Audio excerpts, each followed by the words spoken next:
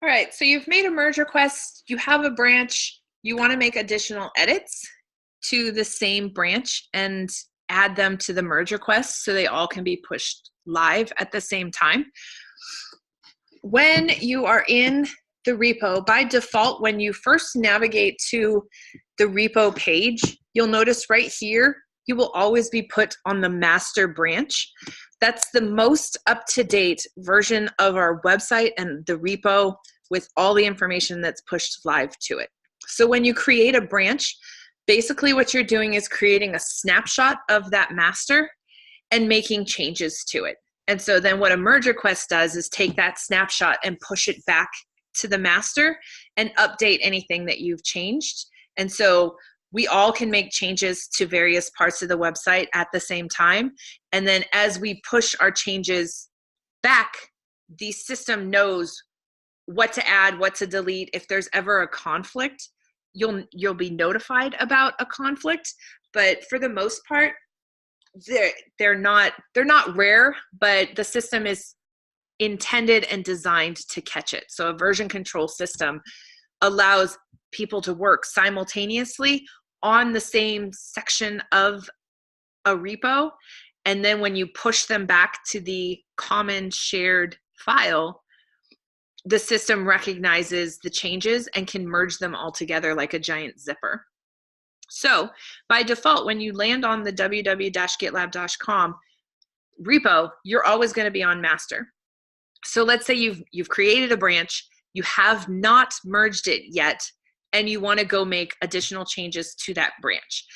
What you can do is you can click on this dropdown, and the reason why I recommend you change the branch to something that's identifiable to you is for this exact reason, so you can easily identify the branch that's yours, and you can go back and make changes to it without having to remember a random unique patch dash something number. So by default, I always make my stuff say marketing ops, so the MKTGOPS, and so I can find which one I'm doing. So like this is a punctuation update and this is an update to Slack.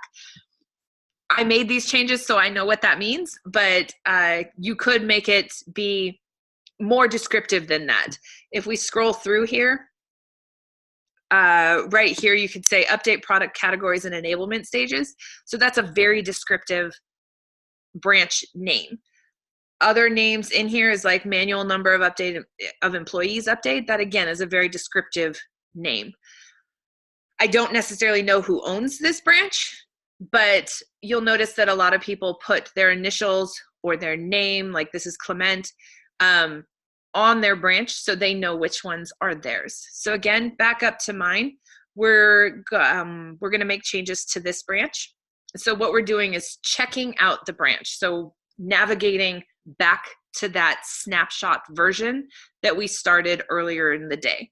So we click on it and you'll notice that the page then updates, and this was the last commit that I made to this snapshot.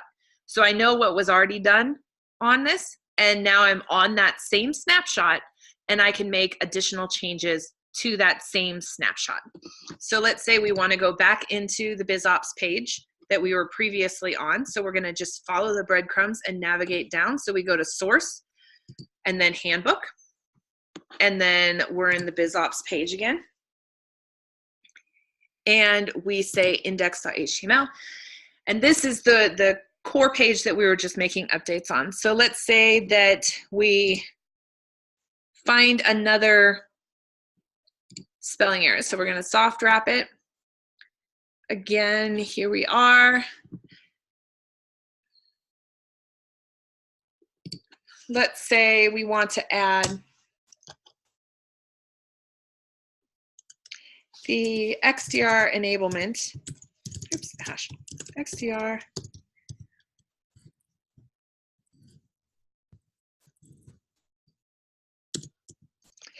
I always list Slack channels in lowercase formatting because in Slack you only can have lowercase Slack channel names, and so I try and have the handbook match as exactly as possible, so when somebody navigates from the handbook into Slack, it's a consistent experience for them. So we've added another Slack channel.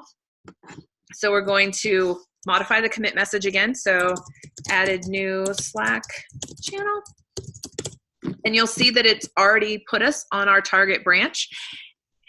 And that's where we want our updates to go to. So then we can say commit changes. Because we already have a merge request open, it's not going to take us to the merge request page again, because it just says your changes have been successfully committed. That means it's added it to the merge request that is already open for this branch. So if we wanted to go look at that merge request, if you've assigned it to yourself, you'll find it up here in the top right of your screen.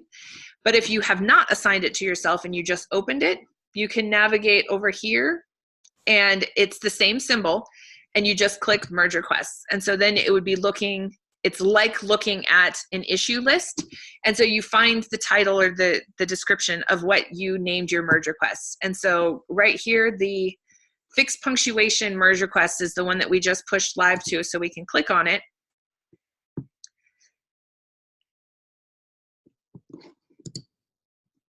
Was it this one? Nope.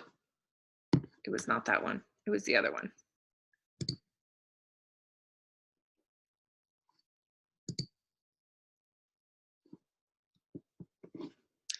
And so if you want to see the change that you just made, right here, it'll show you all the pages and all the different changes that you made. So here, this is where we added the XDR enablement series.